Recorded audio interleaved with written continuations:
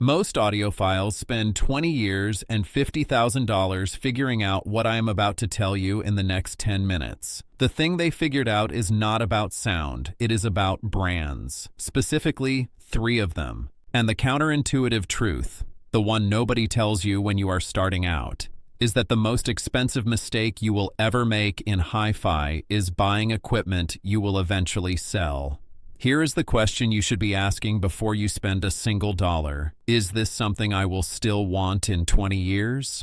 Because the answer to that question will save you more money than any deal you will ever find. I have been in this hobby a long time. I have owned gear from probably 40 different brands. Some of it was good, some of it was great, and some of it I sold 6 months after I bought it because I thought I could do better. Every time I sold something, I lost money. Every single time. That is the math of this hobby that nobody puts in the brochure. You buy a pair of speakers for $4,000. You live with them for a year. You decide you want something different. You list them for $2,500. You wait 3 months. You take $2,200 and you walk away. That is an $1,800 lesson, and I have paid that lesson more times than I want to admit. At some point, I started asking a different question. Not which brand sounds the best right now, but which brands do people never sell? Which brands show up in used listings for maybe 2 weeks before they disappear because somebody grabbed them? Which brands do people upgrade within, not upgrade away from? And when I started looking at it that way, 3 names kept coming up. The same 3, over and over, across forums, across years, across continents. Accuphase, Harbeth, Luxman.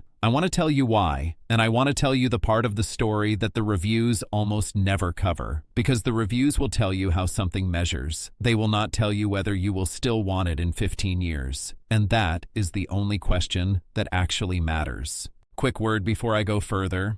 The old methods my family uses, there is more of it than fits in any one video. I gathered the whole of it into a book you can buy in our pinned comment below. The book is the long version. If you want it, it is there. I will not mention it again. So here is the problem at the root of why most audiophiles never find their endgame. And it comes down to one word: churn. The hi-fi industry is built on churn. New models every 18 months. Marketing that tells you last year's integrated amp is now outclassed by this year's integrated amp. Forum threads where someone who just bought the new version tells you your old version was always a bit soft in the mid-range anyway. It is a machine designed to keep you buying. And it works, because most of us, when we start, have no framework for what we are actually looking for. We think we are looking for better sound, and we are. But what we are really looking for, what we are chasing without knowing it, is a sound we want to live with forever. That is a completely different search than better. Better is comparative. Forever is personal. Here is what most people get wrong. They conflate specifications with satisfaction. An amplifier with a damping factor of 1,000 is not automatically more satisfying than one with a damping factor of 200. A speaker with a measured flat frequency response is not automatically more satisfying than one that is voiced to be slightly warm. The numbers tell you what something is capable of. They do not tell you what it is like to live with. And living with a piece of gear, turning it on every night, settling into your chair, putting on a record at 11 o'clock at night when the house is quiet. That is the whole game. The brands that win that game are not always the ones with the biggest spec sheet. They are the ones who understood decades ago that the point of hi-fi is not impressing your friends. It is making you forget what time it is. Here is the sharp contrast that crystallizes everything, and I want you to think about this carefully, because most people in this hobby never do the math. You can spend $6,000 on a beautiful-looking integrated amplifier from a brand with a compelling story and aggressive marketing. Nice finish, great measurements on paper, gets reviewed enthusiastically by 3 different YouTube channels in the same month. In 3 years, when a new version comes out with slightly better specs and a redesigned front panel, your $6,000 amp will be worth $3,000 on the used market if you are lucky. It will sit in a listing for 6 weeks. You will get 3 lowball offers and eventually take something that makes you wince. That is how the cycle works for most hi-fi brands. That is the default outcome. Or you can spend $8,000 on an Accuphase E4000 integrated amplifier. In 5 years, you will be able to sell that amplifier for $6,000 in 48 hours. That is not optimism. That is what the market actually does with Accuphase consistently over decades. The brand has been building amplifiers in Yokohama, Japan since 1972, and their design philosophy has not changed in more than 50 years. Build it once, build it right, service it for the life of the owner. Their chassis are machined from thick aluminum. Their layouts are dual mono, meaning the left and right channels are mirrored images of each other with no shared circuitry. Their transformers are spec'd far beyond what the output rating would require because they believe in headroom and they believe in longevity. Every single unit that leaves their factory has gone through a 100-hour burn-in test. Not 48 hours, 100 hours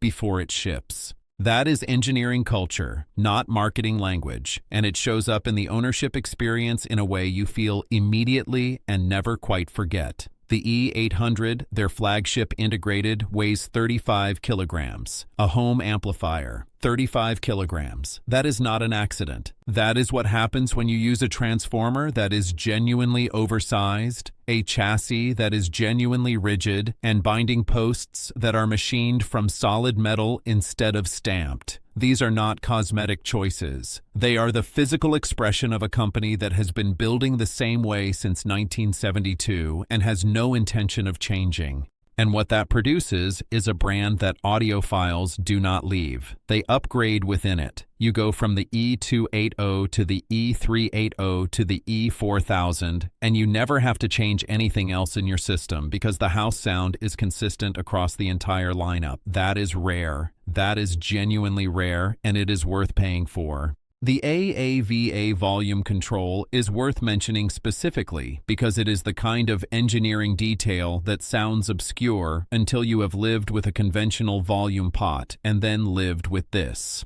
AAVA stands for Accuphase Analog Vari-Gain Amplifier. It replaces the conventional potentiometer with switched resistors that divide into 16 parallel amplifiers controlling gain. The result is no channel imbalance at low volume, ever. You turn it to 1 and both channels are perfectly matched. That sounds like a small thing. After 6 months of living with it, it does not feel small at all. It feels like something that should have been standard in the industry decades ago. These are the details that explain why the resale market for Accuphase is what it is. Now let me talk about speakers. Because the speaker decision is the hardest one in this hobby, and the one people get wrong most often. Most audiophiles go through 4 or 5 pairs of speakers before they find something they genuinely want to keep.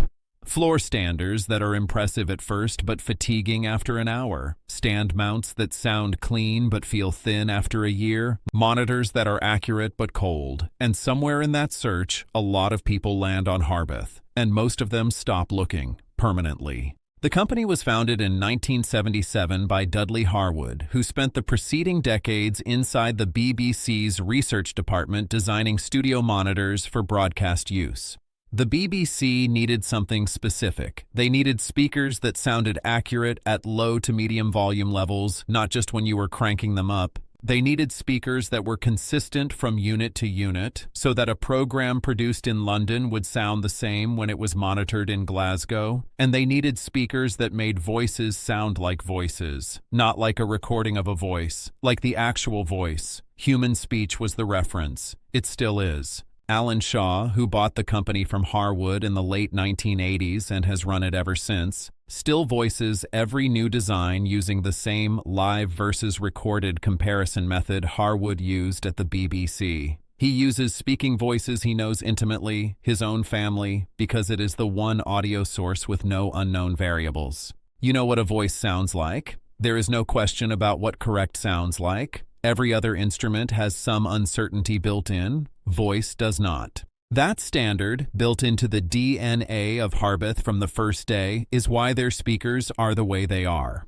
The Super HL5 Plus XD, around $8,000 new, is the 9th generation of a design that goes back to 1977. The same fundamental cabinet dimensions derived from the 2 cubic foot BBC monitor proportions refined over nearly 50 years of iteration. The radial polymer cone technology, which Harbeth developed themselves because they could not find a cone material on the market that met their requirements, gives the speaker a mid-range that reviewers consistently describe as the most natural they have encountered. Stereophile described the Monitor 30.2 Anniversary Edition as the most neutral, accurate, tuneful, and music-loving stand-mounted speaker they had heard in their experience. That is the kind of assessment that tends to close the upgrade cycle. People buy Harbeths and stop looking, not because they cannot afford to keep looking, because they found what they were looking for. The resale situation mirrors Accuphase almost exactly. Used Harbeths sell quickly. The price holds. They are frequently on back order from dealers even at full retail. That is the market telling you something in plain language. Go to any used hi-fi listing site right now and search Harbeth and look at how recently the listings were posted. Most of them will be recent because the old ones already sold. Step 1. Then, if you are building a system meant to last a decade or more, decide which of these 3 brands is your anchor. Harbeth for speakers, Accuphase or Luxman for amplification. Build everything else around that anchor. Choose it deliberately and let it define the system rather than chasing it as a destination. If your anchor is amplification, the choice between Accuphase and Luxman is genuine and worth taking seriously. Both are Japanese. Both have been building serious gear since the 1970s. Both have house sounds that are unmistakable and consistent across their lineups. Accuphase leans toward precision and control. Their background, the silence between notes, is among the best in solid-state amplification at any price. Luxman leans warm, more texture, more tonal color. The L509Z, around $12,000 new, weighs close to 30 kilograms and uses their LECUA-EX volume system. Their presentation gives piano recordings a density and weight that makes the instrument feel physically present in the room in a way that more clinical amplifiers do not. The L590AX2, their Class A integrated, is slower to heat up and more demanding of your room acoustically, but for acoustic music, it is the kind of amplifier people describe in language that sounds like overstatement until you are sitting in front of it. Both the L509Z and the Accuphase E4000 hold 70 to 75% of retail value on the used market consistently across years. That is not what normal hi-fi gear does. That is what these 2 brands do. Step 2 is the pairing, and here is the insight that experienced builders understand and beginners almost never hear. Harbeth speakers and Japanese amplification from Accuphase or Luxman were made for each other. Not in any official sense, but in practice, the pairing comes up so consistently in so many system descriptions from audiophiles who have been doing this for decades that it might as well be a formal recommendation. Harbeth speakers are voiced to reward amplifiers with authority and current delivery. The speakers are relatively easy to drive, but they are sensitive to what you put upstream. An Accuphase or Luxman integrated gives them exactly what they are asking for, and the result is a system where no piece is the weak link. No piece is going to feel dated in 3 years. No piece is going to send you back to Audio Gone at midnight. Step 3 is patience. This is the hardest step, harder than deciding which amp to buy. None of these brands are impulse purchases. You do not walk into a chain store and find them. You find them at specialist dealers who will let you listen for an hour, or you find them used on Audio Gone or specialist classifieds at 60 to 70% of retail. Patience is the strategy here. Buy used Accuphase or used Luxman at a meaningful discount below retail. Know that in 5 years you can sell it for close to what you paid. That is not an investment, but it is also not a loss. And the experience of living with that amplifier for 5 years, learning its character, learning what it does to every record in your collection, that experience is what separates this hobby from just having expensive furniture in your living room. The bigger picture matters to say clearly. There is a version of this hobby that costs you $100,000 over 20 years and leaves you with a rotating cast of gear you never got to know. And there is a version that costs you maybe $30,000 total and leaves you with a system you have lived with long enough to understand every nuance of.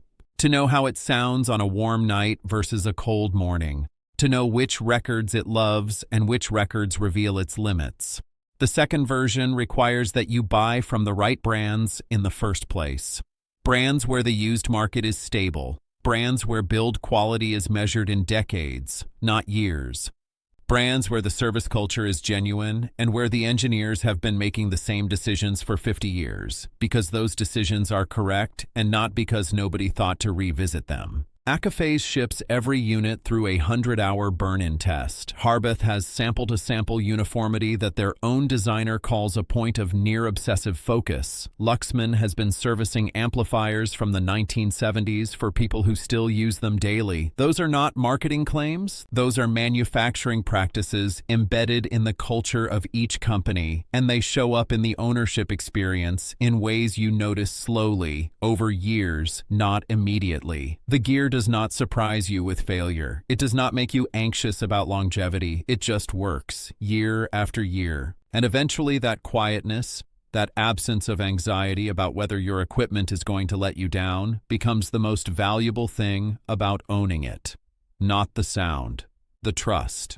The community wisdom that experienced audiophiles have arrived at, the kind you read in the long forum threads where people with 30 years behind them talk to each other without performing, is this: the best system you will ever own is the one you stop wanting to change. Not because you gave up, because you got it right. And getting it right almost always involves one of these three brands somewhere in the chain. Here is what I want you to do tonight. Go to Audiogon, search Accuphase, search Luxman, look at what is there, what it costs, and look at how long those listings have been up. You will notice that they do not sit there for months the way other gear does. That is the used market giving you a real-time signal about what serious audiophiles actually want to keep when they have tried everything else. Then come down to the comments and tell me what system you are running right now and whether any of these three brands are in it. I read every one. Next time, I want to go deep on one specific amplifier, the Luxman L507Z, and why I think it is the single best entry point into this tier for someone who has never owned Japanese amplification.